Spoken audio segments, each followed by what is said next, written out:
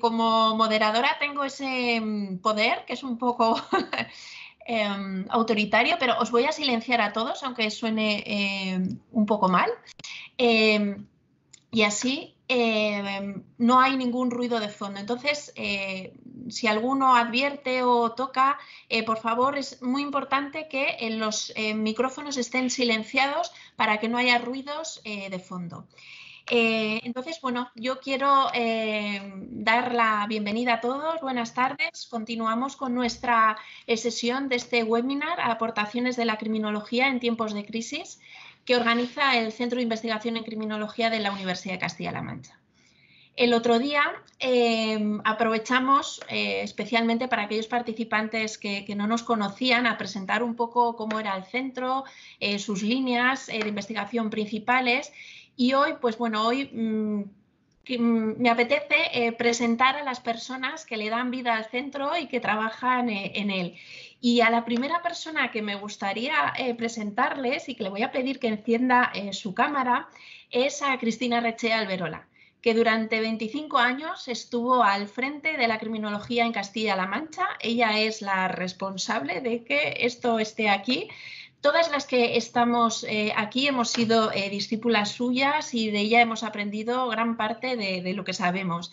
Y bueno, pues nos saluda, buenas tardes desde Santiago de Compostela, que está ahí muy, muy tranquila y bueno, con buen clima, ¿no? Hola, sí, Cristina. Hoy sí, hola, ¿qué tal? Oye, Rosa no fue discípula mía. Rosa fue bueno, gran parte de las que estamos ahí, debería decir. Luego explicaré quién es Rosa.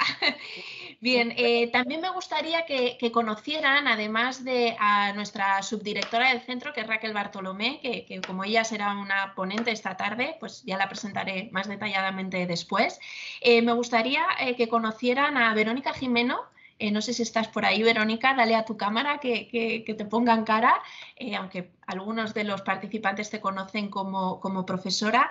Ella es la secretaria del centro y se ha incorporado en los últimos años al mismo, dirigiendo actualmente pues, una línea de investigación en victimología muy interesante, especializada en victimización infantil. Y bueno, pues yo quería saludarla, lo que pasa que no sé si no se te ve. Estoy Hola. aquí. Hola. ¿Qué tal, No sé si me podéis ver o no. Yo tengo la cámara encendida. Ahora sí, yo vale. te veo ahora. Hola, Verónica. Fenomenal, hola, buenas tardes. Lo primero, saludaros a todos y a todas. Para mí es un placer poder coincidir con todas vosotras y ponernos cara finalmente, porque bueno, he oído hablar de todas vosotras. Me considero discípula de Esther y de Raquel, pero es verdad que ellas dos, bueno, pues me han hablado mucho de muchos de los participantes que estáis hoy aquí. Y nada, no quiero entretener mucho ni bloquear este webinar tan interesante como lo fue la primera sesión y pues como ha comentado Esther, formo parte del centro desde 2016 y dirijo esta línea de investigación en victimología y para mí es un placer poder compartir este espacio con vosotros. Muchas gracias, Verónica.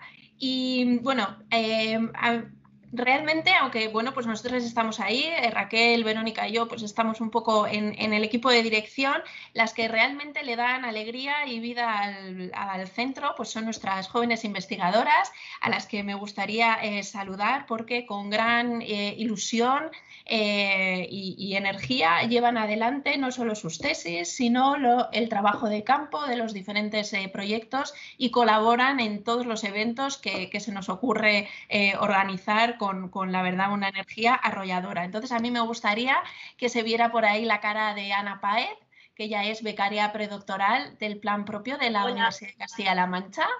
Está por ahí. Luego también a Alicia Montero, que ella es investigadora en el proyecto Justo, que es un proyecto sobre accesibilidad a la justicia penal. No sé si está por ahí, le ponemos cara. Y también me gustaría saludar a Beatriz Ortega, que ella es becaria de formación del centro y que está incorporada en la línea de investigación de victimología y trabaja con Verónica. Buenas tardes a todas. Yo no sé si bueno, como tengo ancladas a los participantes, no sé si os ve. Entonces, bueno, una vez que ya se nos ha puesto cara, no solo a mí, que el otro día dije, es que estaba yo sola, ¿no? Digo, acompañarme para que se puedan ver las caras de las personas que están detrás del centro. Y una vez habido presentado a todo el mundo, me gustaría dar paso ya a nuestra primera ponencia, empezar con nuestro webinar. Y hemos hecho un pequeño cambio respecto al orden que aparecía en el programa. Perdona, Esther. Sí, dime, Pedro. Has vuelto. Por eso estaba un poco ocupada. Bien, fantástico. Y bueno, pues yo quiero presentar a nuestro ponente de la tarde. Voy a recomendar lo mismo que hice el otro día en la otra sesión. Para no perder de vista, ya que hay bastantes participantes, para no perder de vista a los ponentes, la mejor opción es con la barra de herramientas que aparece en el centro de la imagen, anclar a los participantes para que así a los ponentes para que así se nos queden fijos. Y bueno, pues sin más paso a presentar a Pedro Campoy Torrente, que él es profesor de Criminología de la Universidad de Extremadura, pero bueno, Pedro para nosotros ha sido alumno de posgrado en esta casa y eso nos hace muchísima ilusión y ahora, pues bueno, además de un gran amigo, es compañero y colaborador en la de cosas que se nos ocurren conjuntamente y proyectos, ¿verdad?, que mutuamente nos vamos involucrando los unos con los otros. Pedro Campoy es un criminólogo, es criminólogo que yo llamo de la primera generación, que fueron de las primeras personas que han peleado en España por la profesión. En primer lugar, desde la Federación, desde la FACE, la Federación de Asociaciones de Criminólogos de España. Él presidió durante muchos años la sección de Cataluña. Y de hecho, bueno, actualmente forma parte del Colegio de Criminólogos Catalán, donde, ¿verdad?, algo tienes que ver en alguna comisión de deontología. Y luego, bueno, también ahora mismo, y bueno, porque los amores lo llevaron a tierras andaluzas, pues ahora mismo también forma parte de la Asociación Andaluza de Criminólogos, donde, bueno, pues allí le llevó otra gran criminóloga con raíces andaluzas catalanas, que es María Contreras, a la que también le enviamos un fuerte abrazo. Muchísimas gracias, Pedro, por estar aquí, por animarte a todo lo que te pedimos y además con ese entusiasmo que te caracteriza. Y yo pues te dejo para que nos presentes esas lecciones del Cuaderno Gris de Josep Pla. Ay, pues muchas gracias, Esther. Muchas gracias a todos. Perdonad por la pequeña incidencia que he tenido, que se me escucha, espero que bien. Ahora estoy con el móvil, por eso si veis que se mueve un poco es que Teams ha decidido no funcionar en mi ordenador. Así que nada, bueno, agradeceros haber pensado en mí. La verdad, muy amable también tus palabras, Esther, y sí, un placer. Mi paso por Albacete fue maravilloso, contigo, con Cristina, con Raquel, con todas las compañeras del centro. Y fue muy agradecido, la verdad. Y yo vengo a hacer, pues, quizá una cosa algo atípica, pero bueno, últimamente me interesa muchísimo el tema de las narrativas. Y cuando me propuso Esther, pues, realizar este ejercicio, ¿no?, de que nos había enseñado la criminología, pues yo pensaba mucho en un libro que me acompaña desde casi mi infancia, desde que hacía BUP, ya muchos años, que se llama El Cuaderno Gris, de Josep Pla. Y Josep Pla es un autor catalán, nacido en Palafrugell, en Girona. Y él, digamos, es autor de varios libros, fue corresponsal de diferentes periódicos en Europa. Y él publicó en 1966 este libro que se llama El Cuaderno Gris, donde repasa sus años mozos entre Barcelona y Palafrugell durante los tiempos de la gripe de 1919. Entonces, yo he planteado un ejercicio, espero que no sea muy pesado, de revisar qué nos cuenta él, ponerlo en combinación con algunas ideas de la época, a través también de Bernardo de Quirós, un afamado criminólogo, y intentar traerlo al panorama actual, a ver si paralelismos o no, y bueno, pues hacia dónde vamos. Bien, en primer lugar, quería comenzar diciendo, como hay tanta gripe, han tenido que clausurar la universidad y desde entonces mi familia y yo residimos en Málaga. Y esto podría ser perfectamente mi entrada a este webinar, pero lo cierto es que son palabras textuales, salvo la ciudad y el año de Josep Pla, el 8 de marzo de 1918, tal como recoge en su libro. también la diferencia es que yo vivo con mi familia y él se traslada de Barcelona con su hermano hacia Palafrugell. También él habla de gripe, pero también debemos recordar que nosotros, antes de empezar a tener el drama que estamos viviendo con este virus, algunas declaraciones de, por ejemplo, Ayuso antes del 8M o Donald Trump el 6 de abril, también lo comparaban con el COVID con una gripe pues, de baja intensidad, de síntomas leves, ¿no? Una gripe floja, podríamos llamar. Y esto duró hasta que lo cerramos todo y tuvimos que empezar a lamentar pérdidas, sobre todo pues, económicas y sociales, pero especialmente humanas, ¿no? Bueno, teniendo esto en mente, ¿no? Y cómo empieza Cuaderno Gris, también he querido pues, ver o dimensionar a través de otros autores como Ryan Davis, que tiene un libro maravilloso llamado The Spanish Flu, Narrative and Cultural Identity in Spain, donde repasa varias manifestaciones folclóricas de la época, ¿no? ¿Por qué? Porque Josep Pla también se incardina en esta tradición, ¿no? Y para que tomemos también un poco de dimensión de qué pasaba en esa epidemia de 1918, Ryan Davis, a través de una entrevista indirecta, una carta de María Dolores Vergés a Richard Collier, le cuenta su experiencia, ¿no? Y esta señora contaba a Collier, que es un periodista británico de los 70. Esta epidemia ha azotado nuestro país de forma horrorosa. Ha provocado daños más allá de lo emocional, decía. Su madre, la madre de esta señora, embarazada, fallecía junto a su bebé que esperaba, y eso a la edad de 8 años pues le marcó mucho la infancia, ¿no? Pues un poco, de alguna manera, es muy paralelo a lo que estamos viviendo hoy en día. En estos tiempos que narra el Cuaderno Gris, teníamos en España teníamos algunos problemas bastante profundos en el plano político. Cito a Pla directamente y decía: la política de este país no va nada bien debido a que la agitación social es enorme, tanto externa como internamente. La confusión es oscura, la verborrea inextricable, los puntos de vista de una irrisoriedad minúscula. Bueno, no hace falta profundizar en esto, pero pensemos que hace 100 años justos y que parece que está hablando de nuestro mismo Congreso de los Diputados hoy en día, con toda la gestión que está habiendo entre diferentes ideologías. En materia criminológica, ¿qué estaba pasando en los años 20 del siglo pasado? Pues aquí nos cuenta Bernardo de Quirós que estábamos abandonando el positivismo, en concreto la endocrinología, y estábamos pasando a las ideas de la biotipología, ¿no? Que digamos que gozaban de mucho predicamento en Estados Unidos y otros países, pero que aquí estaba pegando fuerte. Pero ojo, porque aquí hay en esta afirmación tan positivista, podría parecer que solo estuviéramos hablando en España de positivismo, y no. Bernardo de Quirós y otros autores como Salillas y demás lo que estaban haciendo era adaptar estas biotipologías, esta endocrinología y demás a las clases sociales. ¿Por qué? O sea, es decir, ellos se ocupaban fundamentalmente de vagabundos, de gitanos, de colectivos o barrios desfavorecidos, ¿no? Es muy famoso el libro de Salillas de AMPA. Bernardo de Quirós después también publicaría un libro al respecto, ¿no? Y no podemos dejar o perder de vista que es cierto que estábamos abandonando el positivismo, pero ese positivismo se estaba aplicando a las clases sociales. Es decir, en definitiva, estamos hablando de lo social, de nuevo.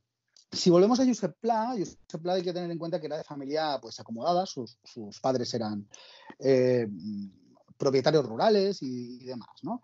Entonces, de alguna manera, él nos narra con sus fugaces visitas a Barcelona, de donde se había ido, que estaba estudiando allí Derecho, nos cuenta que la gripe estaba dejando en Barcelona pues un reguero, pues digamos, de tristeza, de mucho descontento ciudadano, y la burguesía vivía esta agitación con cierto miedo. De hecho, esto se refuerza también con el libro de Davis, pero también alguno otro, que nos cuenta que los periódicos de la época, a través de las manifestaciones culturales, de las viñetas y demás, pues al principio de la fase de la gripe de 1918, los periódicos mostraban pues viñetas más pues de cachondeo, en definitiva, muy satíricas, muy humorísticas, pero con el paso de los meses eso fue mutando a viñetas más de tintes preocupantes, ¿no? Sobre todo para las clases burguesas. Bueno, ¿qué pasa en términos comparados? Pues bueno, si sabemos que el positivismo fue rechazado en los años 20 que cobraron mucha fuerza en las condiciones de vida, no hay más que pensar en la escuela de Chicago y en todo lo que ha pasado después, ¿no? Y las problemáticas sociales asociadas, valga la redundancia, pues se impusieron de alguna manera como la plausible explicación a las conductas delictivas, desviadas y también, por supuesto, paliativas de la gripe de 1918, que duró 18, 19 y los últimos coletazos de los años 20. En definitiva, los enormes índices de pobreza que se acentuaron por las guerras que teníamos en el siglo pasado eran el foco al que destinar los recursos, es decir, eran las bolsas de pobreza, los barrios desfavorecidos y recordemos que además la gripe del 18 se estaba cebando con personas jóvenes y esto es importante tenerlo en cuenta para lo que al final comentaré. Las familias que estaban sufriendo, también las desfavorecidas, estos brutales impactos de la gripe, estaban apoyados por sus mayores, por las personas que más, pues de más edad, que no estaban tan afectadas. Y eso era el apoyo social que hemos tenido hasta España, en esta España nuestra hasta ahora. Nos han ayudado a superar la crisis económica de 2009 de forma muy reciente. Y esto hay que tenerlo muy en cuenta para dimensionar qué podríamos aprender de la criminología actual. También nos cuenta Pla algunas cuestiones como la de mirar a la gente a los ojos. A él le gustaba mirar a la gente a los ojos, pero era un poco difícil, decía. Porque es la última cosa que la gente se dejaba mirar, nos cuenta. Y dice, me fascina ver la escasa cantidad de personas que conservan en la mirada algún rastro de ilusión. Nosotros, después de 53 días ya de aislamiento, pues empezamos a ver un poco ya de frustración en los ojos, en las miradas de las personas que graban vídeos y demás. Pero hoy es lo que nos queda. ¿Por qué? Porque usamos mascarillas, pero no solo. Esta pérdida de ilusión está provocando pues, comportamientos casi obsesivos de policía de balcón, ¿no? Te vigila, te mira a los ojos, pero no sabe nada de ti y se genera desconfianza, miedo.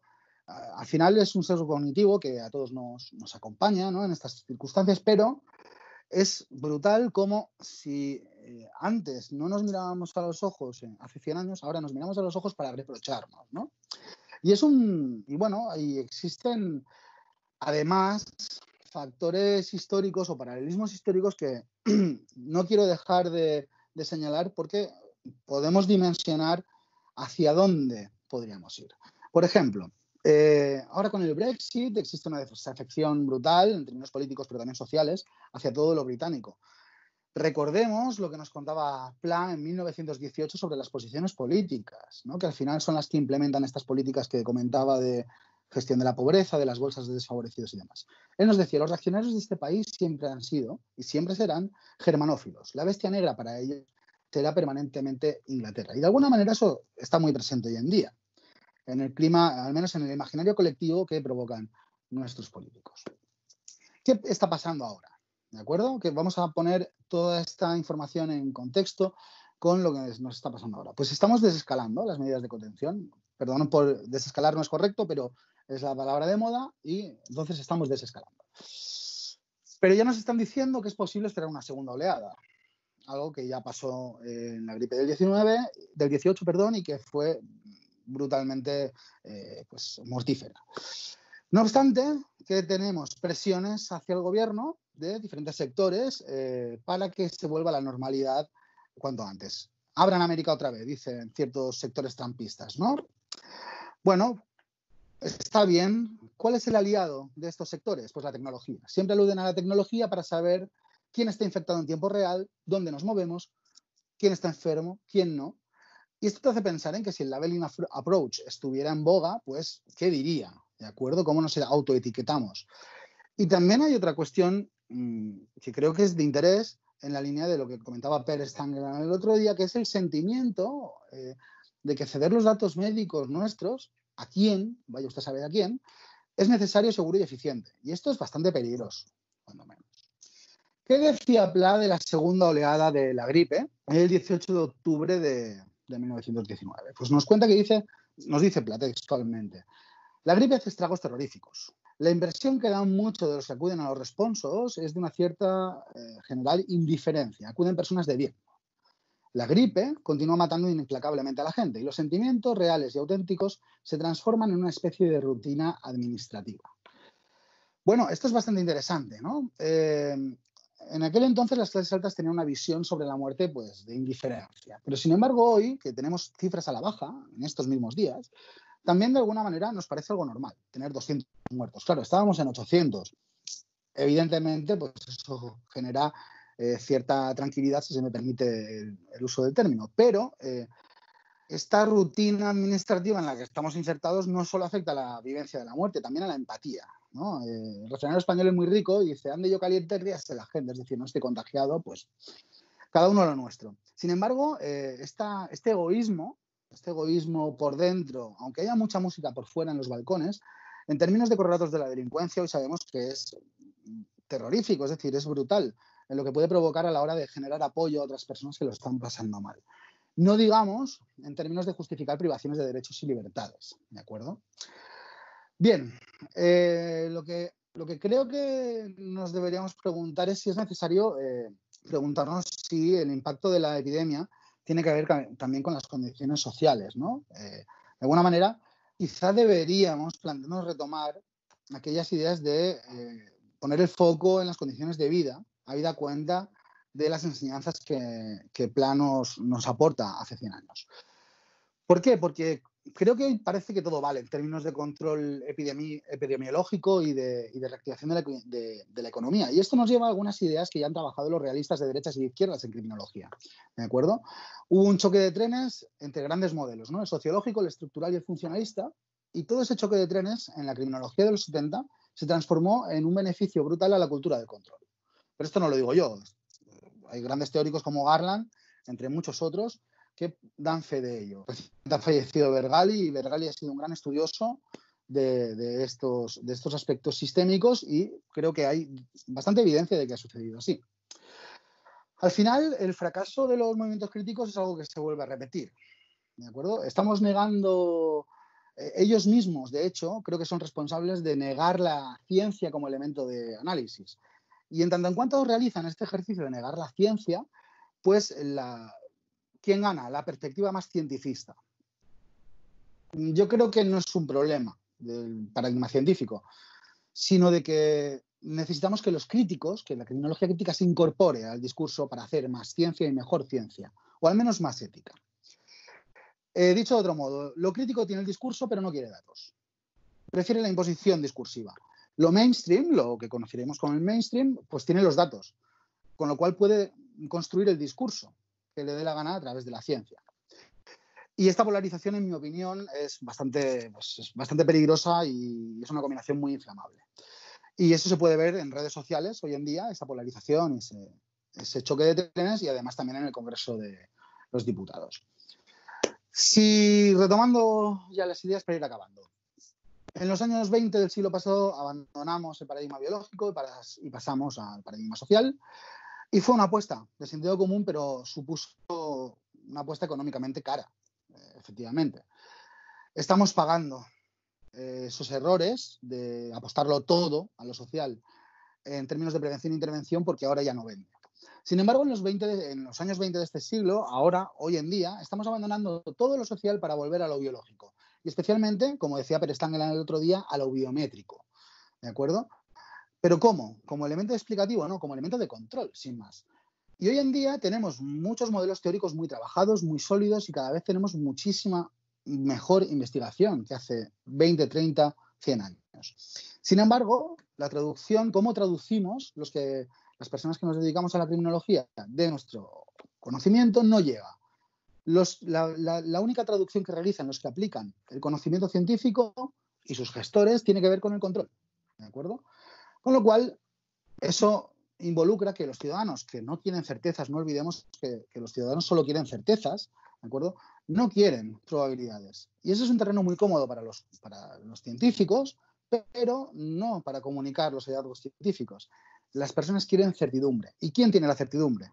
Los que controlan, los que te dicen vamos a implementar esta medida de control para que tú dejes de contagiarte, para que tú dejes de X, ¿de acuerdo?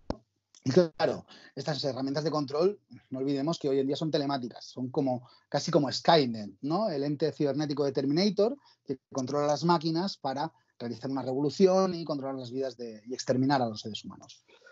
Al final esto del bálsamo de Fierabras, del que hablaban en el Quijote, pues al final es el chip, el Big Data, el Machine Learning y Internet. Pero no olvidemos que sin la teoría, la práctica, sobre todo en seguridad, es muy, muy peligrosa, sobre todo porque siempre pagan los mismos. Los trabajadores, las trabajadoras, las personas excluidas, las personas desfavorecidas, que no olvidemos que también son demandantes de control. ¿De acuerdo? Con lo cual ahí se produce un choque de necesidades y de derechos bastante interesantes. Yo traslado una pregunta, y perdón por creo que me estoy extendiendo demasiado, que es si vamos a permitir que se repitan los mismos errores y si vamos a pasar de errores analógicos a errores tecnológicos. Y si hace 100 años perdimos libertad estructural, la pregunta que me hago es, ¿puede la evolución de la aplicación de la criminología llevarnos a perder la libertad personal antes de nacer incluso? Y bien, para acabar, los problemas de esta crisis están empezando a florecer, por desgracia, pero recordemos, y antes les he dicho que retuvieran aquella imagen de quién afectaba la crisis, de la gripe del 19, recordemos que ahora las personas que en 2009 nos apoyaron ya no están, se están yendo. Se están yendo nuestras personas mayores, predominantemente. Y veremos a ver si de aquí a poquito ese apoyo social que teníamos por parte de nuestros mayores, de las familias, se va a mantener. Y eso es un elemento que creo que es de riesgo. En temas de polarización política no voy a entrar, cada cual con su conciencia que haga lo que le merezca su vida, pero vuelven a aparecer otra vez los problemas de control, ¿vale? Especialmente de esas personas más desfavorecidas y de las personas que confiamos que la tecnología sin derechos y sin control es la panacea. ¿Son estos problemas irresolubles?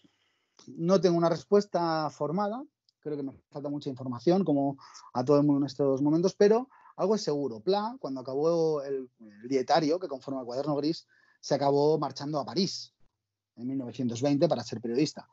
París es el lugar que quedará para siempre para Enrique Ilsa, y para algunos bien vale una misa, una frase que se atribuía al Borbón. Pero nosotros desde la ciencia creo que tenemos la obligación de quedarnos aquí. Así que perdonad por la extensión, muchas gracias y espero que si hay debate pues podamos comentarlo. Muy bien, muchas gracias, Pedro. Súper interesante. Luego seguiremos, como bien dices, hablando en el debate. A continuación le voy a dar la palabra a la siguiente ponente, que es Rosemary Barberet. Rosa, para la UCLM, pues es una persona muy relevante, ya que junto con Cristina Rechea fueron quienes trajeron la criminología a esta universidad y se encargaron de formar a muchísimas personas, tanto profesionales como investigadores, en el ámbito de la criminología. Pusieron en marcha muchos y además muy interesantes proyectos en un momento que todos ellos resultaban tremendamente innovadores porque se llevaban a cabo en un espacio donde muy poco se sabía. Desde la UCLM estuvo unos años, pero no tuvimos la suerte de que se quedara y se marchó después a Sevilla, luego también fue a Madrid y en estas universidades pues bueno, fue dejando pues su huella, generando proyectos, iniciativas y prácticas que algunas de ellas incluso todavía permanecen. Me acordaba esta mañana de el ejemplo que ejemplificaría bien esto, un hecho que ejemplificaría bien esto, que son las oficinas de asistencia a víctimas de delito que hay en Andalucía. A día de hoy, la red de oficinas andaluza es ampliamente reconocida y su germen pues, fue una idea promovida desde el Instituto Andaluz de Criminología, llevada de la mano de Rosemary, ¿no? Y bueno, pues en gran parte el éxito y el desarrollo y la buena implementación fue gracias a esa labor que se llevó a cabo pues, con Rosa y sus estudiantes y bueno, pues fijaros la de cosas tan interesantes que se pueden crear desde el conocimiento y desde las ganas de trabajar y aportar. Después pasó a Madrid y bueno, a los pocos años pues volvió otra vez a su país, a su país de origen y desde hace ya unos años pues ahí es profesora en la John Jay College de Nueva York. Y bueno, si yo contara todas las cosas que ha hecho Rosa, pues yo creo que se nos iría prácticamente toda la tarde. Pero sí que me gustaría dar especialmente para los alumnos los participantes más jóvenes, los alumnos que a lo mejor no la conocen, un poco para entender el alcance del trabajo de Rosemary Barberet. Pues bueno, Rosa es de esas personas que cuando la ONU llama a expertos, pues la llama ella, ¿verdad? Y he hecho colaboraciones también con el Banco Mundial, con el Banco Interamericano, ¿vale? Se me había ido, con USAID. Y yo creo, entre otras muchas instituciones, estas son como las más reconocidas a nivel internacional. Yo creo que Rosa fundamentalmente se ha dedicado a distintos temas en el ámbito de la criminología, todos los ha abordado bien, pero creo que hay dos en los que realmente es reconocida yo creo que también le mueve en el ámbito de lo personal. Uno sería el tema de las víctimas. De hecho, un buen ejemplo es lo que nos va a contar ahora a través del trabajo que hizo sobre las víctimas tras los atentados del 11S. Y también el tema de la mujer tanto delincuente como infractora, que es bueno, algo a lo que ella le ha dedicado gran parte de su carrera investigadora. De hecho, ha sido durante años editora de la revista Feminist Criminology, que es dentro de la criminología feminista, pues es una de las publicaciones de referencia.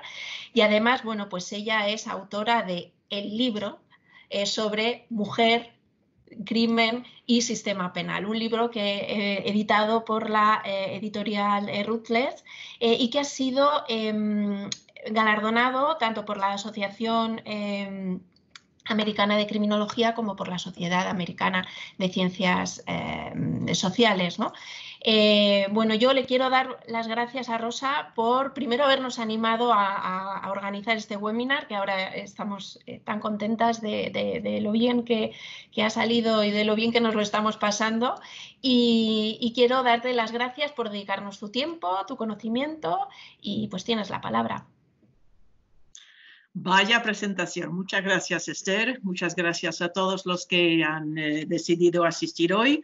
En mi tiempo corto de exposición quiero hablar en este caso de dos eventos en Estados Unidos, el 11 de septiembre y luego en 2005 el huracán Katrina en los estados del Golfo de México de Estados Unidos, porque creo que hay una serie de lecciones que o hemos aprendido o no hemos aprendido, pero que son eventos que desde la criminología se han analizado y presentan, yo creo, importantes lecciones sobre la reacción a estos eventos, lo que deberíamos de haber hecho, lo que quizás tendríamos que hacer ahora, y cómo podríamos quizás prevenir estos eventos en el futuro.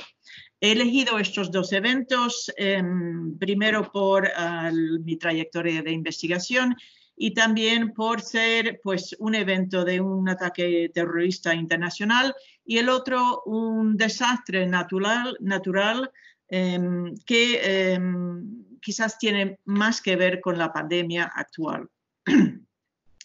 El 11 de septiembre en Estados Unidos ha cobrado menos víctimas ahora que las víctimas mortales de la pandemia por el coronavirus. Pero eso no quiere decir que no sea un evento que ha tenido una fuerte repercusión en todo lo que ver con la criminología, con cómo concebimos la delincuencia, con nuestra propia respuesta institucional y jurídica, y sobre todo en lo que tiene que ver con mi interés particular en cómo se han concebido las víctimas de este evento y cuáles han sido las repercusiones de victimización. En cuanto a las instituciones que han cambiado y también las repercusiones jurídicas e internacionales, pues claro, todos sabemos que se crearon una serie de medidas excepcionales, jurisdicciones excepcionales, como es el caso de Guantánamo, que sigue en incertidumbre permanente. La búsqueda ansiosa de la culpa que nos llevó a la guerra de Irak, con fuertes consecuencias para toda esta generación de jóvenes.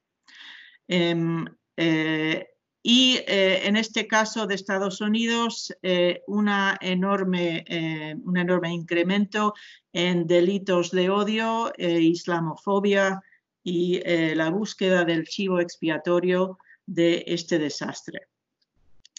La jurisdicción consecuente era enormemente conservadora, de estado de excepción, y también la legislación posterior a este evento creó un macroministerio, el Departamento de Homeland Security, que englobó otros departamentos federales, pero que es una especie de Ministerio de Seguridad Nacional. En la criminología, estos eventos han tenido una fuerte repercusión, es decir, antes de este evento había pocos criminólogos que se especializaban en terrorismo. Era más bien algo que estudiaban los politólogos, pero no los criminólogos. Ahora se ha creado pues, muchos programas de estudios de terrorismo. La Sociedad Americana de Criminología tiene una sección de estudios terroristas y lo que es más, se ha creado una mini disciplina de criminología o de respuesta civil que se llama Estudios de Seguridad de la Patria, Homeland Security Studies. Y muchos criminólogos se han reinventado para ser expertos sobre seguridad nacional o sobre terrorismo. Algunos de estos estudiosos creo que han añadido mucho al campo de la criminología, pero también ha habido otros y sobre todo la creación de instituciones privadas de investigación o de pseudointeligencia que han sido realmente falsos o poco sinceros en sus esfuerzos.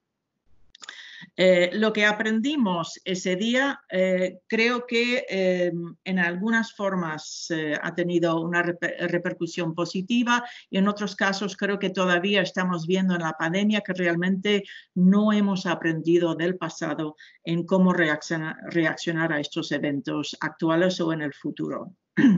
Ese día aprendimos sobre todo que primero había una enorme ignorancia de lo que ocurría fuera de los Estados Unidos.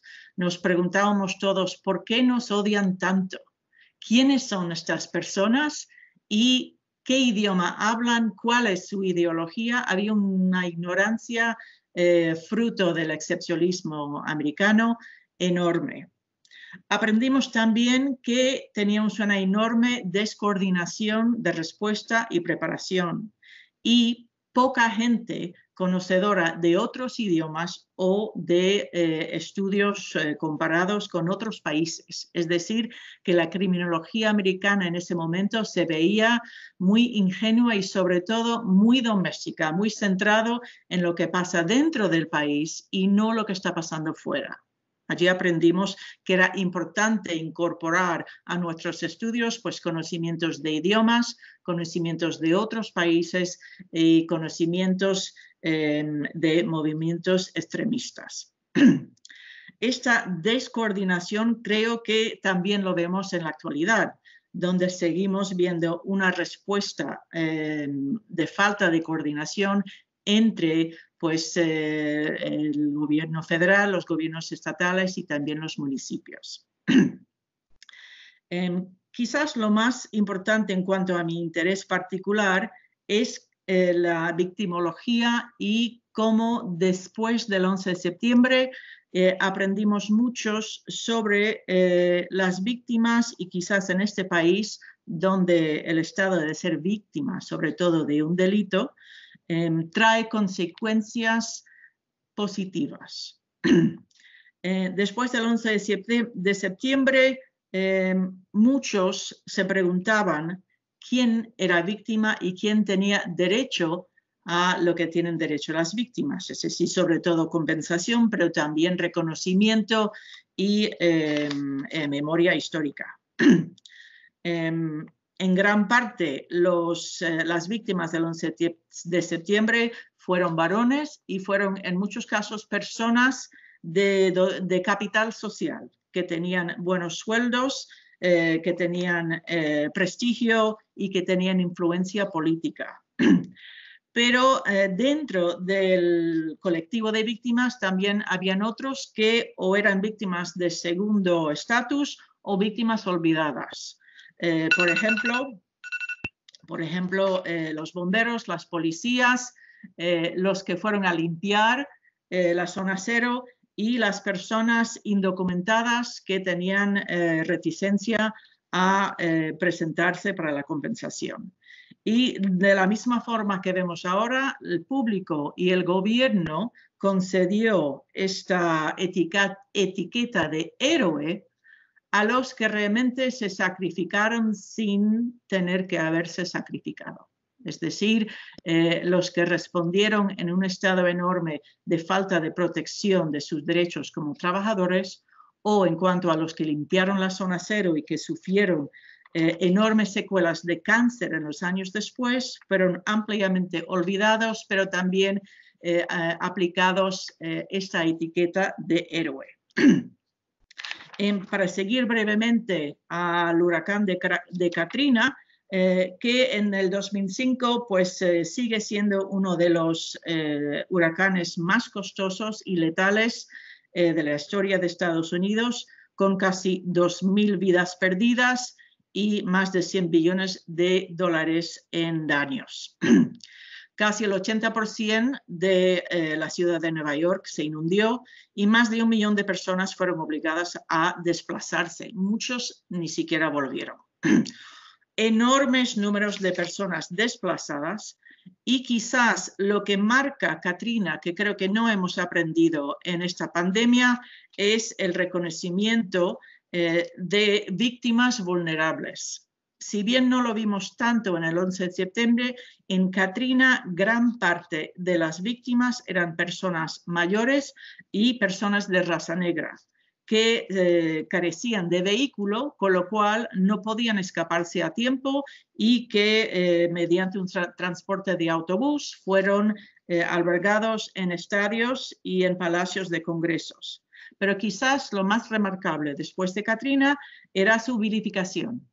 Es decir, que en vez de víctimas, el racismo de la población y de los medios de comunicación los convirtió en delincuentes. Es decir, que los medios, en vez de hacer constatar la negligencia de cuidados hacia esta población, empezó a definirlos como saqueadores, como delincuentes, como violadores, y esto generó poca compasión para estas víctimas después del desastre. Podemos decir que el desastre fue un acontecimiento natural y bien es difícil buscar una víctima, aunque hoy en día reconocemos que el cambio climático pues, tiene una parte de la culpa.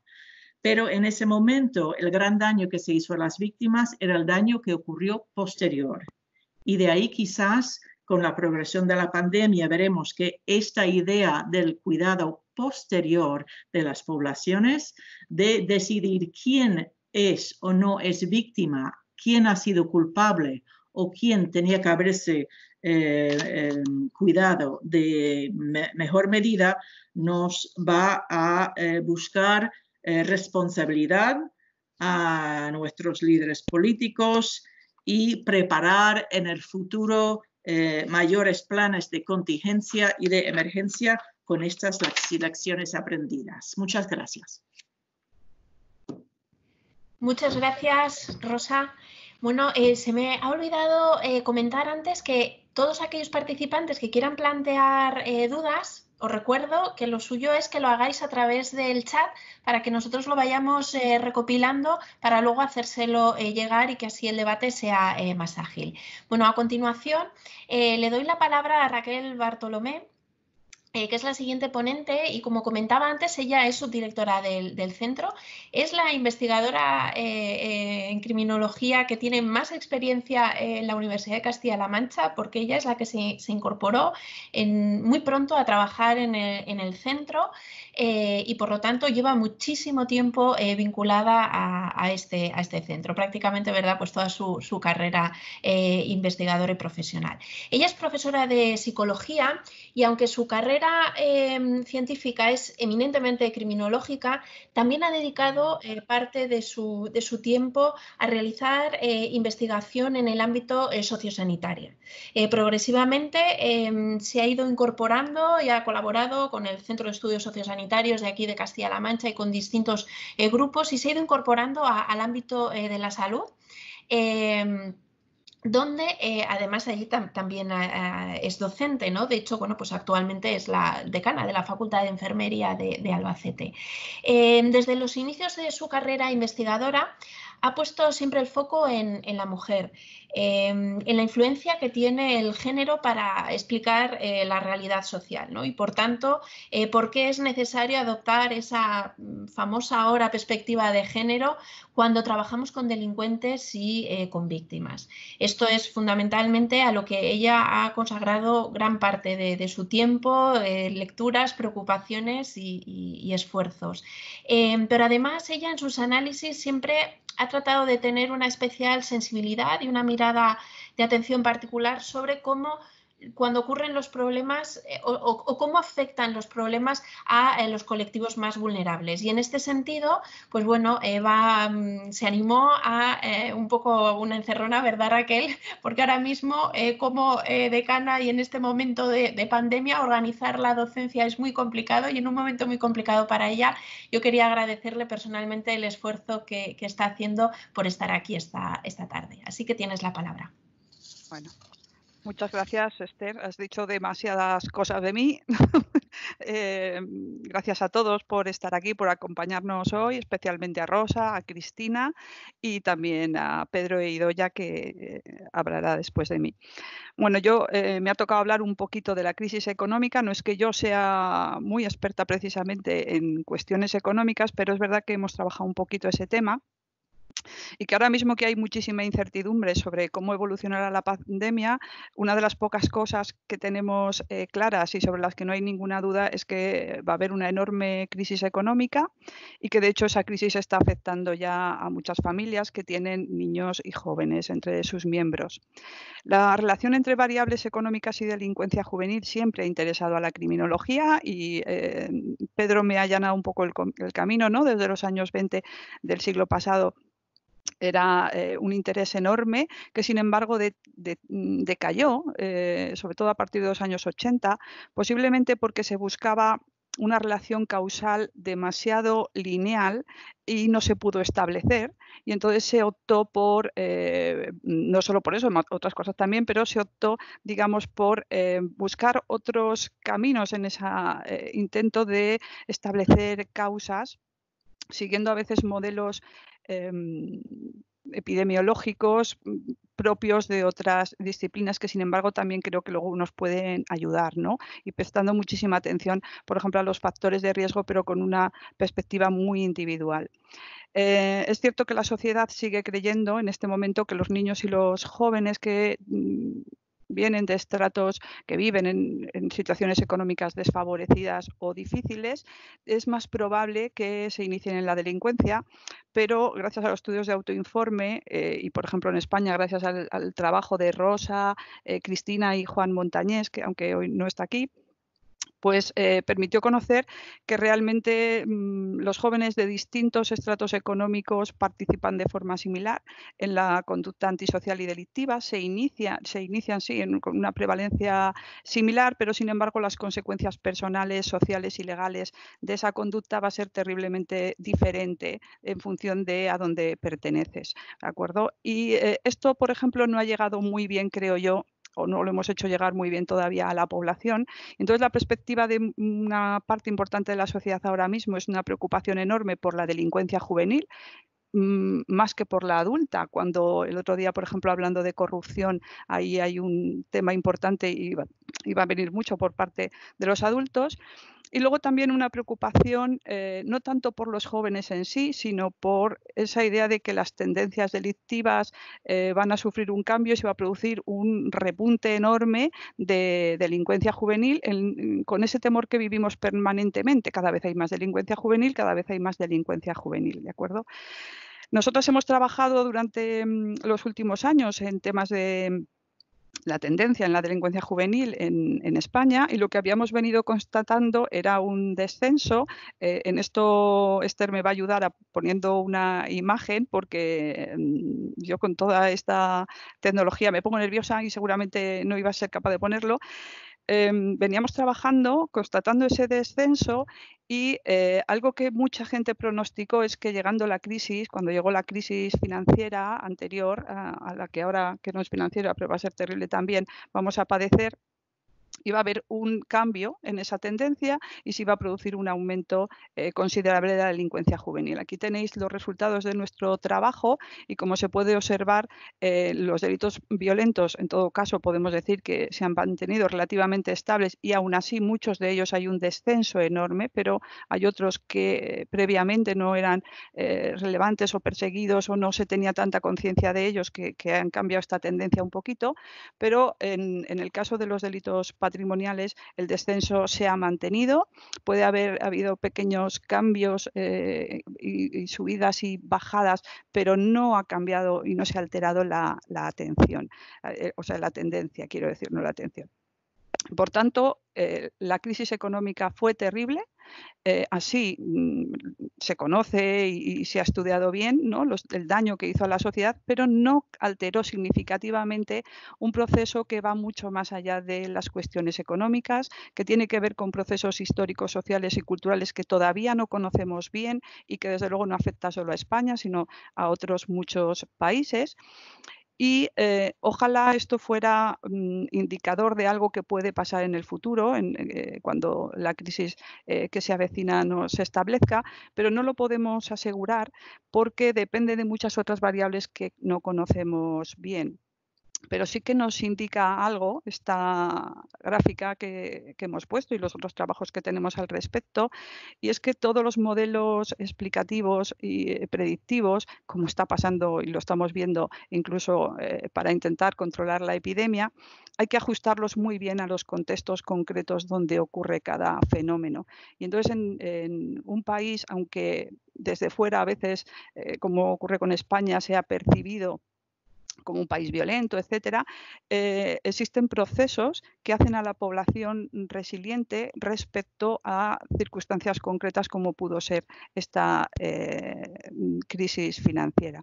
No todo el mundo, digamos, salió bien, pero hay procesos importantes que hablan bien de cómo ha ido evolucionando la sociedad española, que se pudieron mantener, y eso fue creo yo, una buena noticia. ¿Qué hizo resiliente al conjunto, ¿no?, del país frente a la crisis, que permitió que esto se mantuviera? Pues no es fácil saberlo. Lo que nosotros hemos manejado, porque es lo que se ha manejado también en la literatura, y que en parte ya ha hecho referencia a ello Pedro, es el modelo familista, que ayudó tanto. Y como Pedro ha dicho, no sabemos cómo va a continuar este modelo familista. En la medida que eso pertenece mucho a nuestra cultura, será nuevamente algo que apoye socialmente, pero no tenemos toda la información al respecto, desafortunadamente. Pero es algo a tener en cuenta. Pero además de estudiar cómo ocurren, digamos, las tendencias y sobre todo esto que a nosotros nos encanta, a mí por lo menos me encanta, ¿no?, del descenso, también nos ha interesado conocer si estas tendencias se mantienen en grupos sociales distintas. Conocíamos ya que no es así en el caso de las chicas, que las chicas se mantienen mucho más estables, pero que las chicas son un reto constante para la criminología y desmontan todas las teorías en cuanto se les intenta aplicar cualquiera de las que se han desarrollado, y cuestionan, sirven o digamos, nos permiten cuestionar casi todos los modelos teóricos. Y pensamos en no solo ver con las chicas, que lo hicimos, sino en este caso qué pasa con los grupos de jóvenes que tienen menos recursos en una sociedad como la española.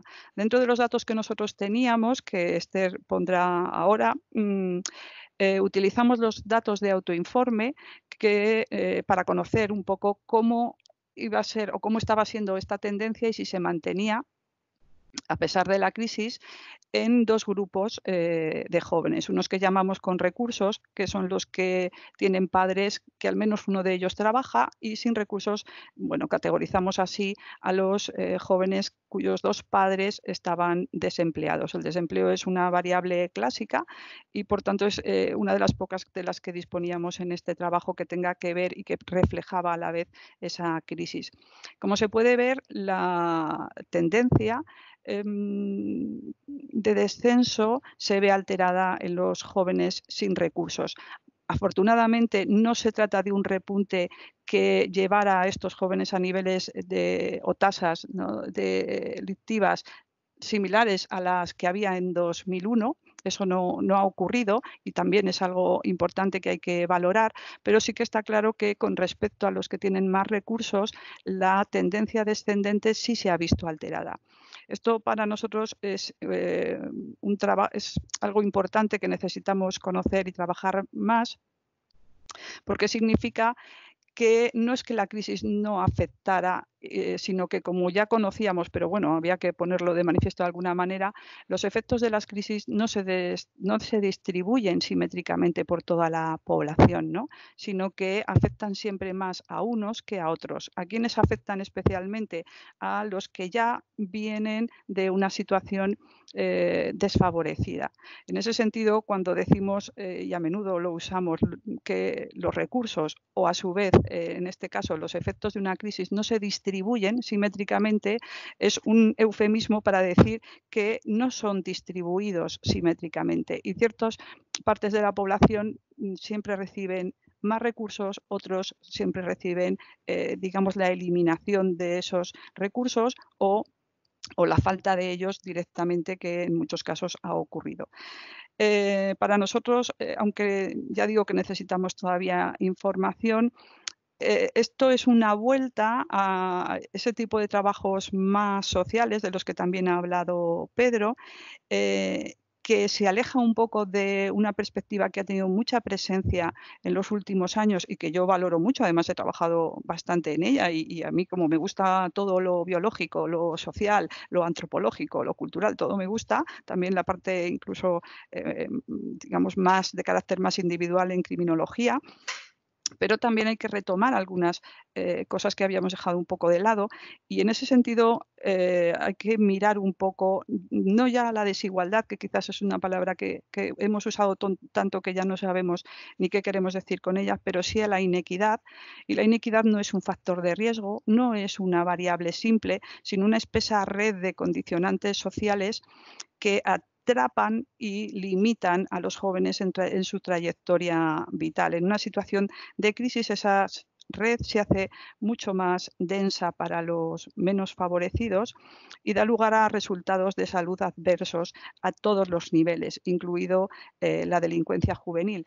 Pero no es algo que esté en ellos ni que dependa de ellos, es algo que está en manos de todos, por decirlo de alguna manera, y que depende un poco de respuestas públicas y como a mis alumnos, ¿no?, en enfermería les hablo mucho de criminología, pues traía una frase de un trabajo chiquitito de Rafa Cofiño sobre salud pública, ¿no?, que pondrá ahora Esther, en una línea que se está trabajando ahora en salud pública. Es tu código postal es más importante para tu salud que tu código genético, y esto se puede aplicar a muchos ámbitos que tienen que ver con una visión integral de la salud, también a lo que es la delincuencia juvenil. Y bueno, con esto acabo. No sé si me he pasado, no he mirado la hora, pero muchas gracias a todos por estar y especialmente me ha encantado oír a los ponentes anteriores y seguro que ahora también a Idoia. Gracias. Gracias, Raquel. Bueno, pues con prisa, porque nos hemos extendido, yo lo que voy a pedir Si llega la hora y hay algunos alumnos que tienen que abandonar la sesión, que la abandonen, pero si el resto de participantes tienen tiempo, les animo a si quieren, que extendamos un poquito más la sesión para hacer algunas preguntas, solo un poquito más, no mucho más, que hay que adecuarse al horario. Bueno, yo a continuación voy a presentar a nuestra última ponente, a Idoia Ugarte. Ella es enfermera y doctora en Antropología Social y Cultural y además es profesora de esta universidad.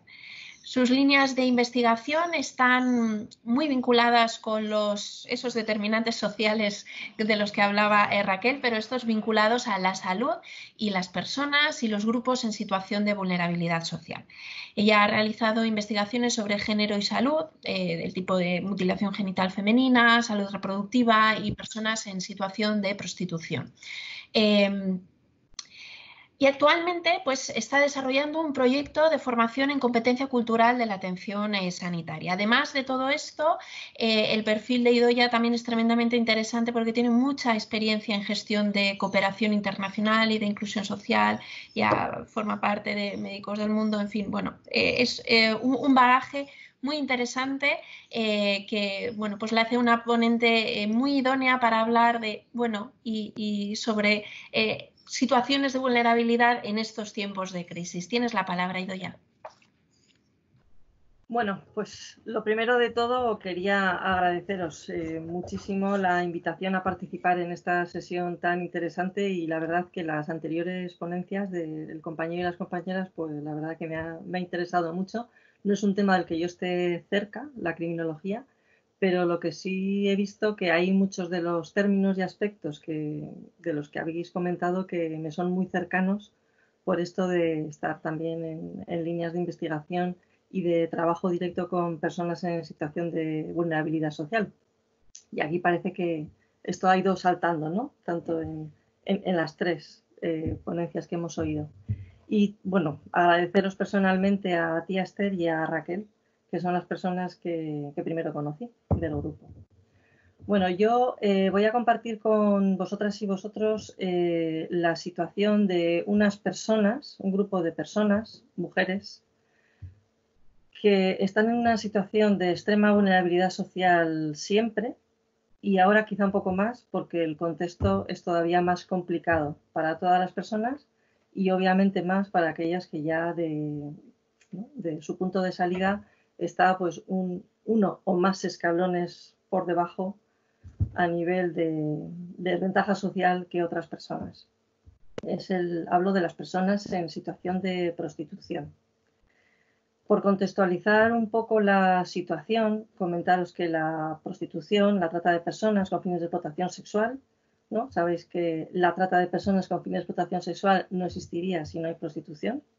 Es el negocio que alimenta la prostitución y ahí podríamos hablar también pues, de la pornografía, ¿no? Como la pedagogía de la prostitución, como dice la maestra Rosa Cobo. Y al final lo que hay de fondo es una relación desigual entre hombres y mujeres, una relación de poder de hombres a mujeres, lo que hace tiempo también venimos denominando las relaciones de género, ¿no? La prostitución es una vulneración de los derechos humanos, es una de las formas de violencia de género y es un problema de salud pública por la magnitud, ¿no? Por el número de personas que están en esta situación, por la gravedad de las consecuencias para la salud que tiene la prostitución y, por supuesto, por el impacto que también genera en los sistemas sanitarios. Entonces, es interesante a la hora de colocar o analizar la etiología de la prostitución el incorporar el género como categoría de análisis, ¿no? Porque aquí sí que el género lo que hace es incorporar ese factor, ¿no? Que conduce a las desigualdades entre hombres y mujeres, ¿no? Y sobre todo lo que pone en evidencia es esa jerarquización de los poderes, ¿no? Del poder del hombre hacia la mujer, del hombre por el mero hecho de ser mujer en una situación de poder y la mujer por el mero hecho de ser mujer en una situación de sumisión.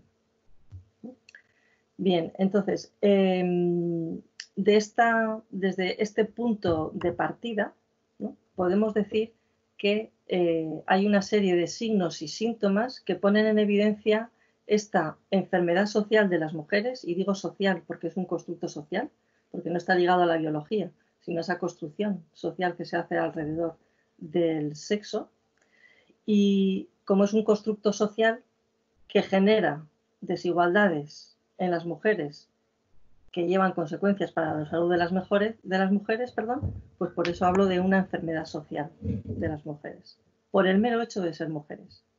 Entonces, a este respecto, diríamos que los signos y síntomas de esta enfermedad social pues son la violencia de género, entendida como violencia física, psicológica, social, la explotación sexual con fines la explotación sexual y la trata de mujeres con fines de explotación sexual, la pobreza también tiene cara de mujer, problemas de salud mental, infecciones de la transmisión sexual, riesgos en embarazo y parto, todo lo relacionado con la salud sexual y reproductiva, y también por la perpetuación de ciertas prácticas culturales como puede ser la mutilación genital femenina o los matrimonios forzosos.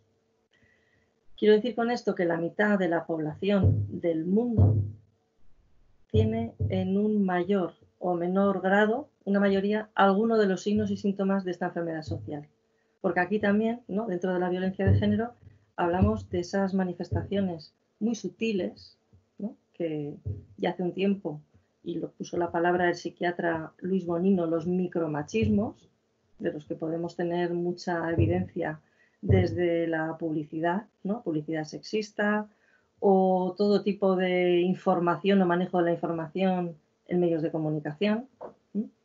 Bueno, hay infinidad, la brecha de género en el ámbito laboral, ahí tendríamos también un amplio campo, ¿no?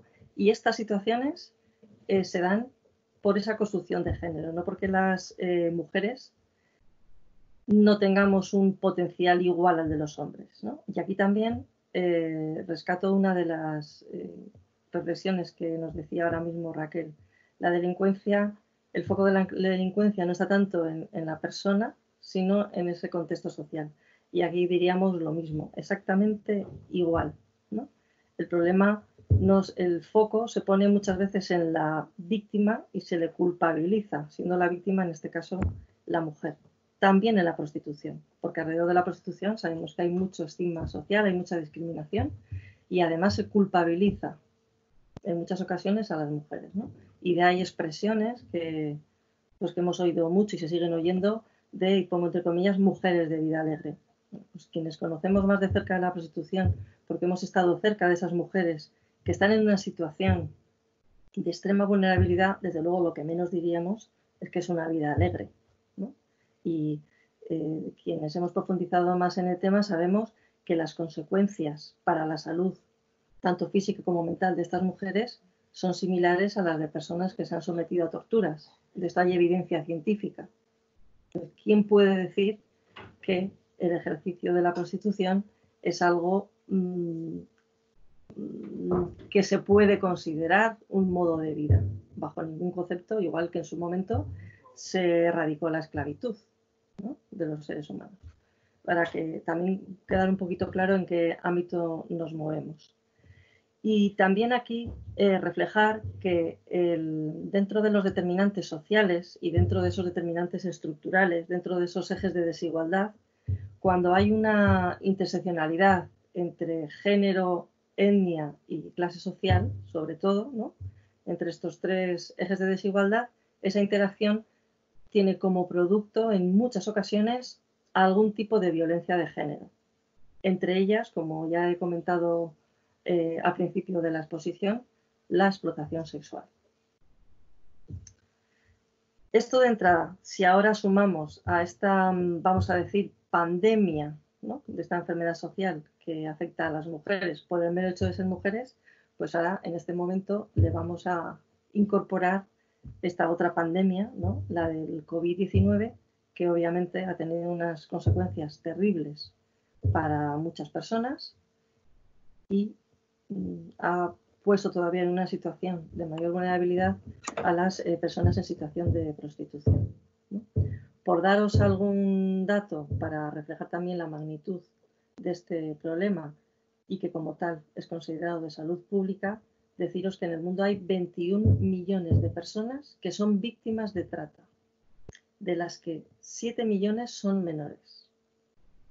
El 79% están sometidas a explotación sexual y su perfil es de mujeres en un 49% y de niñas en un 21%. Ahora mismo la explotación sexual y la trata es el segundo negocio que produce más rentabilidad en el mundo. Fijaros que hay una cantidad de dinero que se mueve detrás de esta vulneración de los derechos de las mujeres, de las niñas y de los niños también. Aunque el perfil mayoritario es el de, os digo, mujeres un 49%. Bueno, pues en esta situación de la crisis del COVID-19, las mujeres en situación de prostitución pues han pasado a ser las olvidadas de la sociedad. Deciros que hablamos en España hablamos de, y datos oficiales, de unas 50.000 personas que al día generan 5 millones de euros.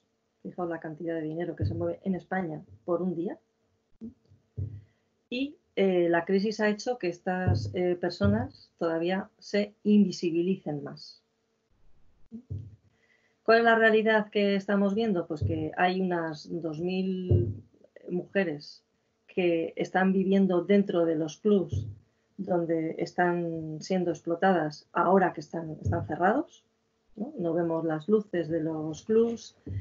También deciros que hay muchas mujeres que están en situación de prostitución en pisos, cada vez más, van pasando de los clubs a los pisos, ahí todavía están mucho más invisibilizadas, pero también tenemos constancia de que aunque estén los clubs cerrados, pues ellas siguen estando, atendiendo a clientes, porque siguen yendo hombres a pagar, ¿no?, por tener sexo con ellas. Imaginaos, con ninguna medida de protección.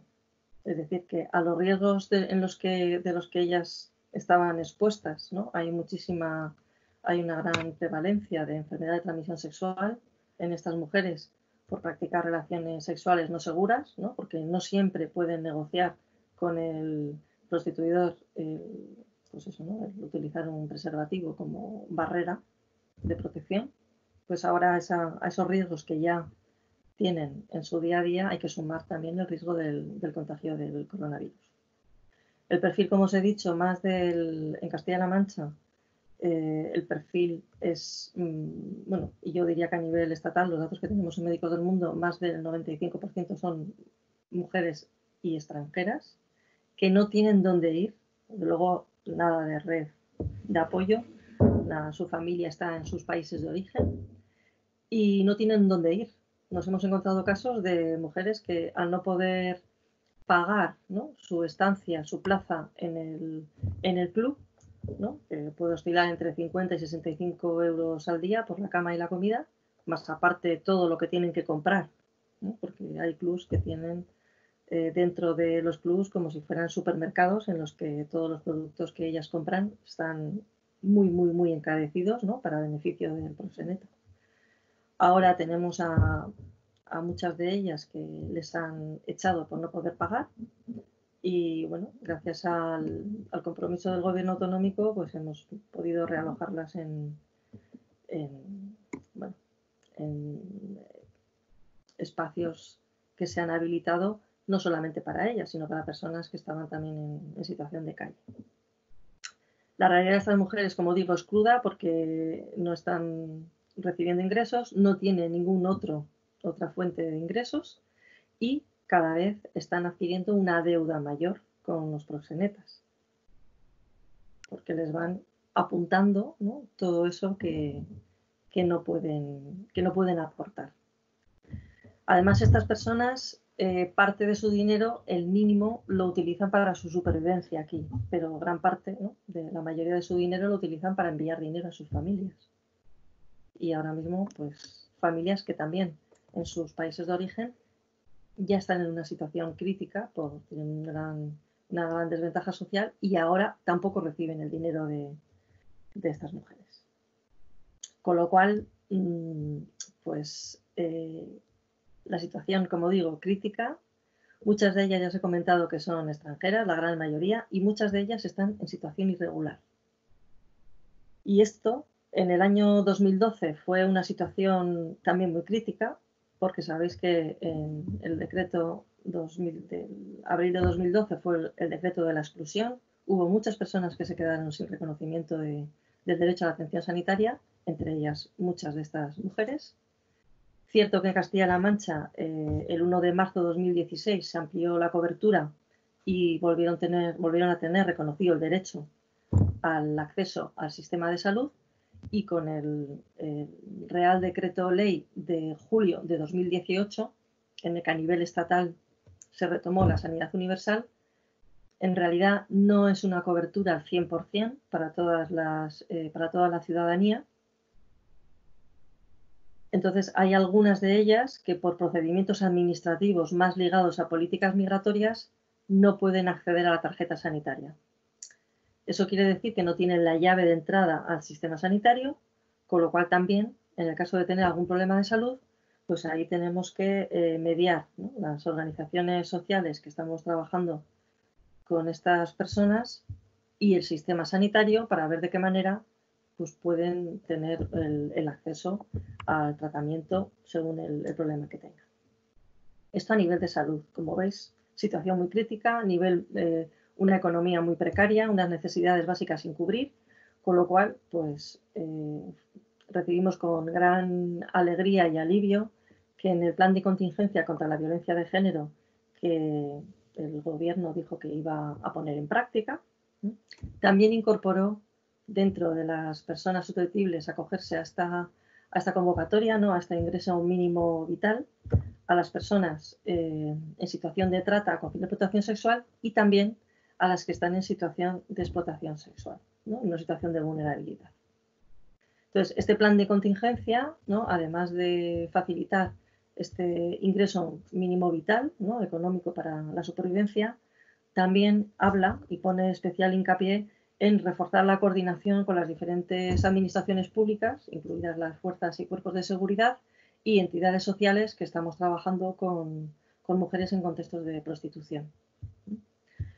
Con lo cual, bueno, pues de entrada parece que tenemos ahí un pequeño respiro, todavía no se ha implementado esta medida, pero también sabemos que esta medida pues es una tirita importante, necesaria, pero que creemos que solo con esta medida no se van a llegar a cubrir las necesidades de estas personas. Con lo cual, bueno, pues ahí seguiremos trabajando porque lo tenemos muy claro que la solución o la erradicación de esta vulneración de los derechos humanos, tanto ahora, en esta situación crítica que todavía es peor, pero ya decía que partían de una situación de extrema vulnerabilidad, es pues la erradicación de esta violencia, y el único camino para ello es la abolición de la prostitución, porque la prostitución no se puede considerar un trabajo, no cumple ninguna de las características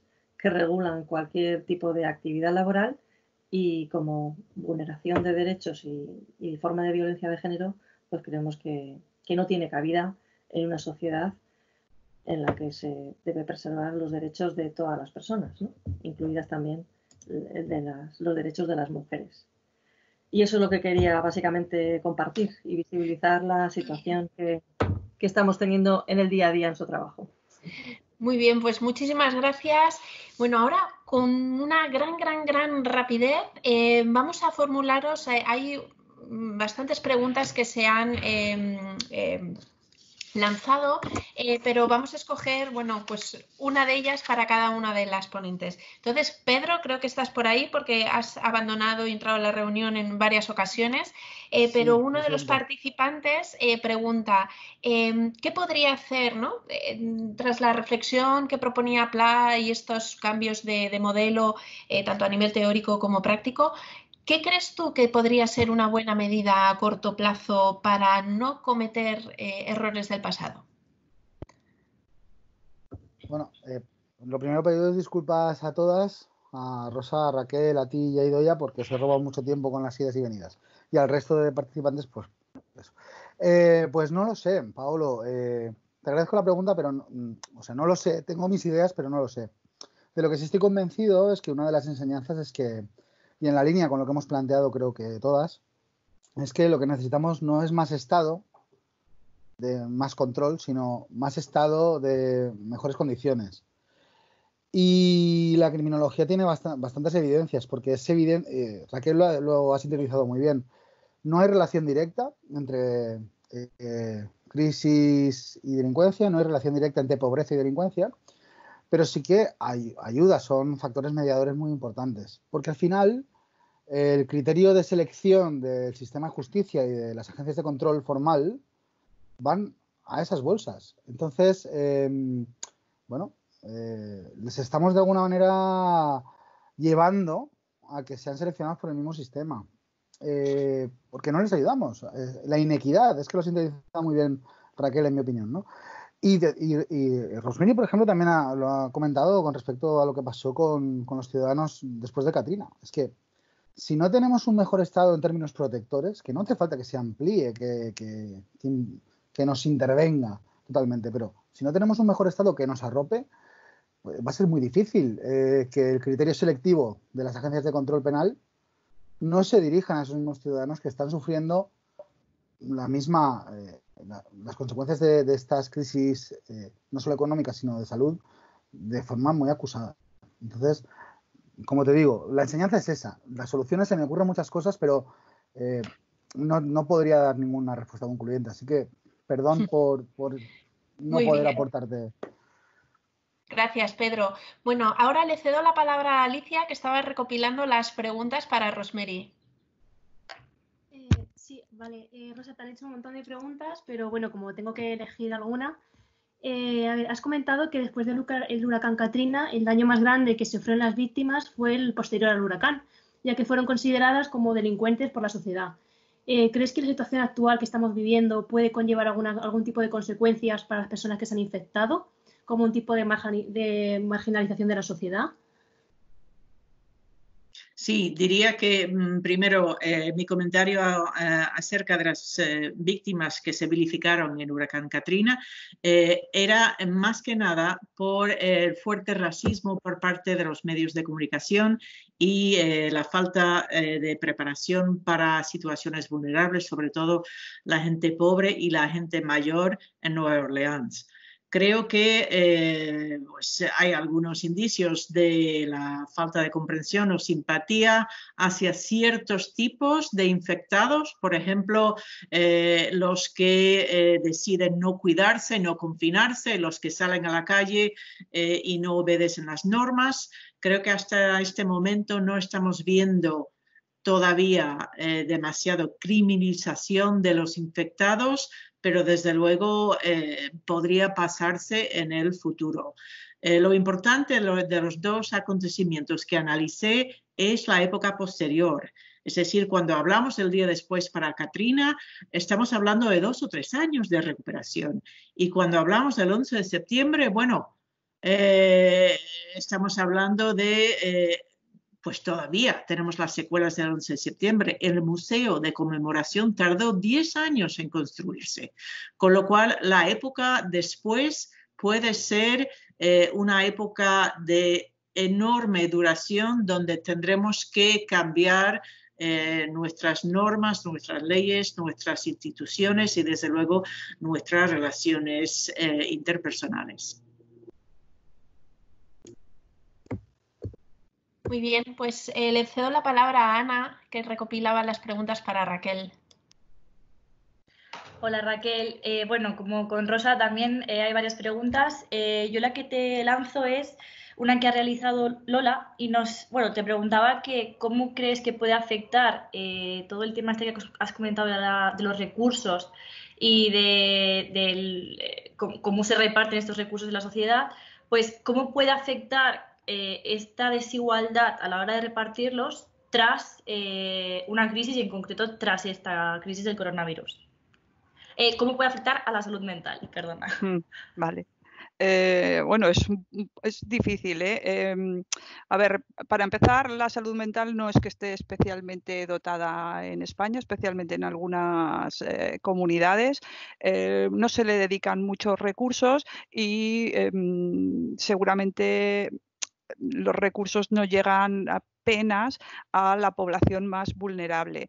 Sí que no es que no lleguen, sino que es que son tan poquitos que no pueden dar realmente respuesta a las necesidades de tratamiento de las personas vulnerables. El año pasado, que conocéis, hicimos un trabajo, por ejemplo, sobre violencia filioparental y, claro, algunas de las mujeres están en una situación que les hace difícil pagar un tratamiento continuado, por ejemplo, para sus hijos. Lo mismo va a seguir ocurriendo porque es precisamente un área donde ya los recursos han sido demasiado escasos, muy especializados y poco atentos a dar una respuesta continua. Atentos no es que no quieran, sino que no lo tienen, una respuesta continuada. Y esto se verá reforzado posteriormente, pero que ya ocurre ahora. No es precisamente un ámbito en el que se haya dedicado mucho recurso ni tampoco donde ellos, estos jóvenes, por ejemplo, vulnerables, estén acostumbrados a recibir mucha atención por parte de los recursos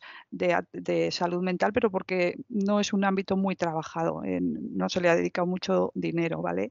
Y hay una pregunta, yo me cuelo sobre rebote, pues lo mismo voy a ser el Fernando Simón de la criminología española, pero no creo que vaya a haber inmediatamente al menos un rebote. La delincuencia juvenil es muy oportunista, tiene mucho que ver con estar en la calle y estar en grupo, entonces claramente pues ha bajado, habrá quizás se note un poco el efecto de los que no se han querido confinar y les han puesto alguna multa por fiestas, etcétera, pero no creo que haya un efecto rebote, sino que ellos se adaptan y se adaptan a las oportunidades, circunstancias que tienen.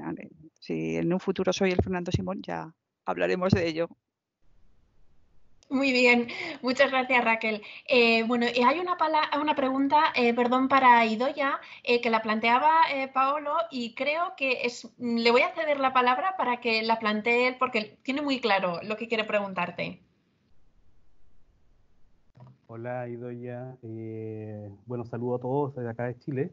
Quería solamente plantear, no sé si se va a entender la pregunta, pero en la clase pasada, el profesor planteaba sobre el tema de llevar, dentro de todo lo que habló, digamos, muy interesante, planteaba el tema de tener una mayor atención o mayor control respecto a los presos en las cárceles, pensando, digamos, en que el traslado desde la cárcel a los tribunales, etcétera, podía permitir un mayor contagio, ¿ya? Hablaba de la alternativa de tener un mayor control y mayor atención de los presos más que el desprecio, por decirlo de alguna forma. Mi pregunta es, conforme al tema de la prostitución, que no es lo mismo, habría que pensar entonces que también tener una mayor atención y un mayor control respecto a la actividad propiamente tal para evitar mayores contagios, pensando que pudiera ser un foco importante. Esa es mi consulta. Gracias. Bueno, no sé si, bueno, muchas gracias, Paolo, y de tan lejos, ¿eh? Parece que estamos aquí al lado. Esto es una maravilla. Bueno, no sé si te he llegado a entender bien. El planteamiento es estas mujeres que están en situación de prostitución tienen mucho riesgo de tener a nivel físico, ¿no?, de salud, de contagio de enfermedades de transmisión sexual. La solución o la erradicación de este tipo de problema de salud no consiste en poner medidas para que no se contagien. La solución es que no quiero ni llamar la actividad, sino la situación en la que están es de tan de riesgo que lo que hay que hacer es erradicarla. O sea, ese es el planteamiento y yo como feminista, defensora de los derechos humanos, lo tengo muy claro. Entonces, partiendo de esa base, partiendo de esa premisa, la situación ahora no requeriría un mayor control, porque no habría que hacer ningún control sobre esa situación, porque no se debiera de dar. Lo que tenemos que implementar es, y es lo que decimos en este proceso abolicionista, siempre es garantizar la protección de las mujeres. Esa es la premisa número 1, porque son víctimas. Entonces, donde hay que poner el foco es en los prostituidores. Ahí es donde hay que poner el foco. Porque si hay prostitución es porque hay demanda. Y detrás de eso es todo el trabajo que hay que hacer desde intersectorial, como en toda forma de violencia de género, en prevención, que es la mejor medida. Educación, a todos los niveles, social, jurídica, desde todos los ámbitos y también sector sanitario. Si trabajamos desde ese enfoque, estamos previniendo todo tipo de problema de salud de las mujeres, porque además ellas son, en la mayoría de los casos, son las receptoras, vamos a decir que pasivas, de las enfermedades que les transmiten los hombres. Entonces, hay que cambiar el foco. Por eso es que también aquí se suele culpabilizar a la víctima. El foco no son las mujeres, el foco son los hombres que transmiten a las mujeres. No sé si he podido contestar a lo que preguntabas. Yo creo que sí, Doya, ha quedado muy clara la respuesta. No sé, Paolo, si quieres añadir algo. No, me quedó sumamente claro y agradezco la respuesta. Y justamente tal vez se planteé mal un poco la pregunta, pero disculpando los conceptos. No me quería referir a actividad, no sabía cómo expresarlo, pero tú tienes razón. En realidad es el tema de los prostituidores, digamos, que en el fondo son los clientes, por decirlo de alguna forma, digamos. No sé si la palabra es correcta, pero me queda sumamente claro cuál es el planteamiento del tema. Gracias. Y dónde está el foco y quién sería sobre el que hay que ejercer el control, ¿verdad? Bueno, pues yo, como estamos llegando a... ¿Sí? Me gustaría Cristina. preguntarle una cosa a Idoia. Yo estoy un poco... Bueno, creo que no tengo pantalla, pero bueno, da lo mismo. Que una de las consecuencias del encierro que hemos sufrido ha sido la gran demanda de visión de pornografía. Y cree que eso puede afectar el tratamiento, bueno, va a afectar seguro el tratamiento sobre la mujer y los casos de prostitución. ¿Qué relación se puede haber desarrollado en esta época, en estos casos?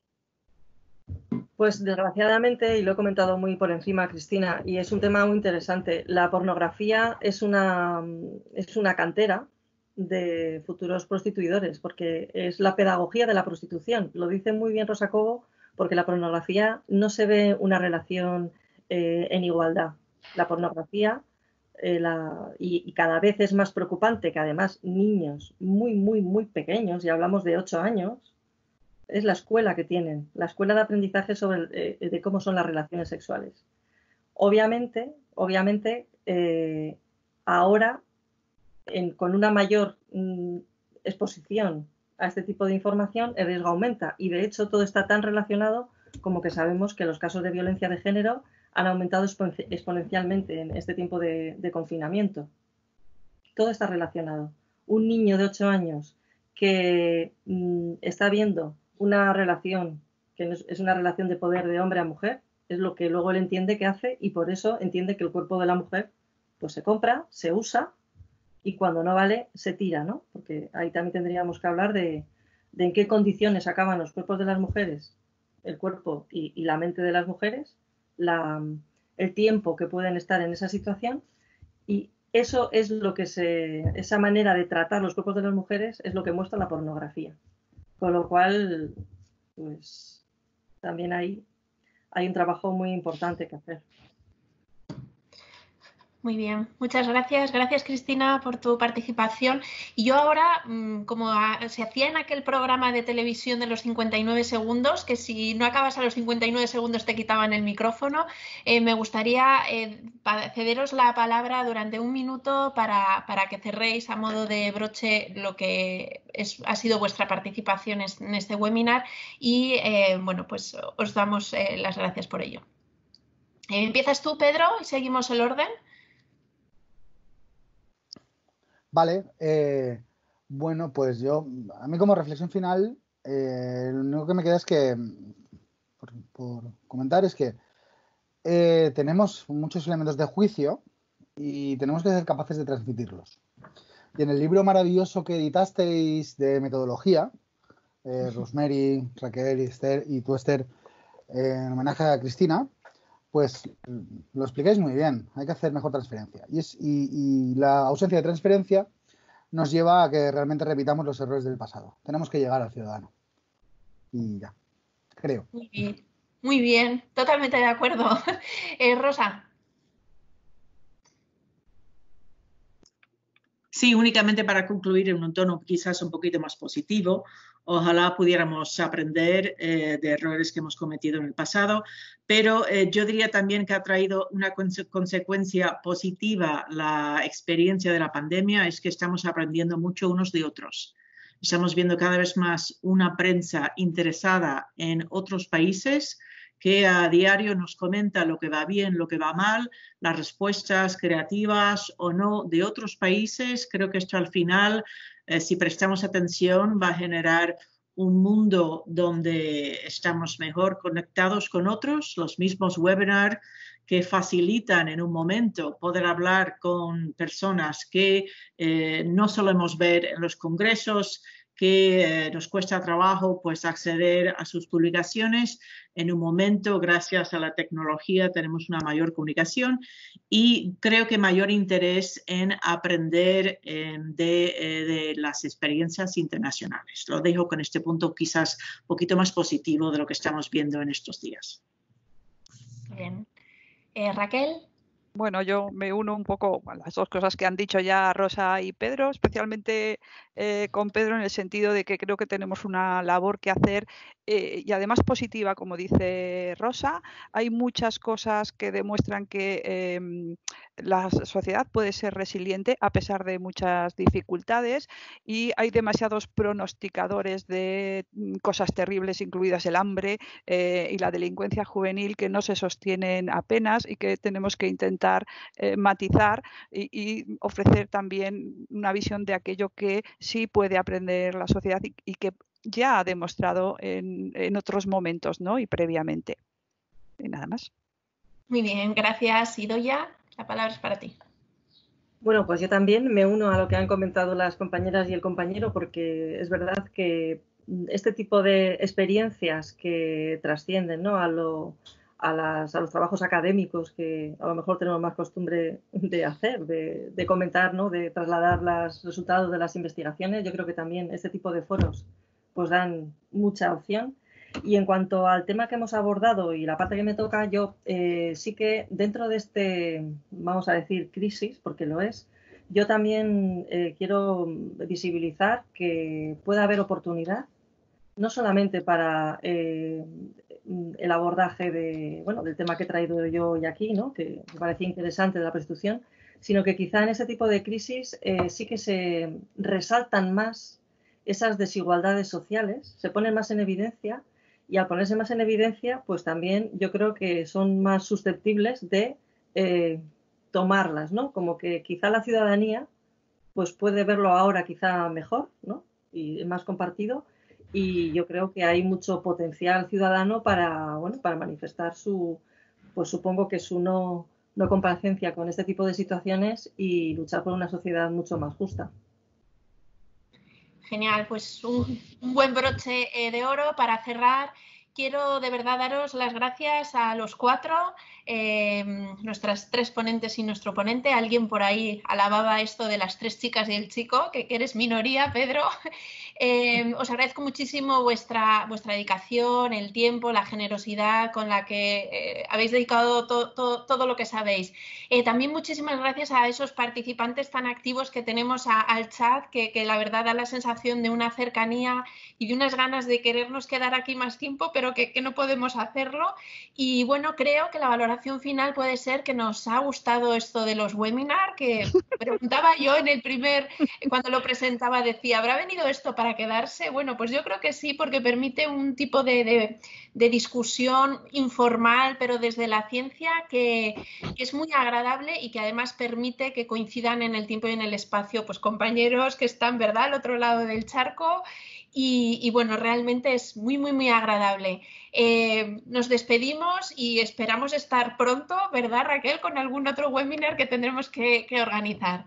Gracias a todos y os mando un fuerte abrazo. Un abrazo para todos. Un abrazo para todas. Adiós. Gracias. Adiós. Adiós.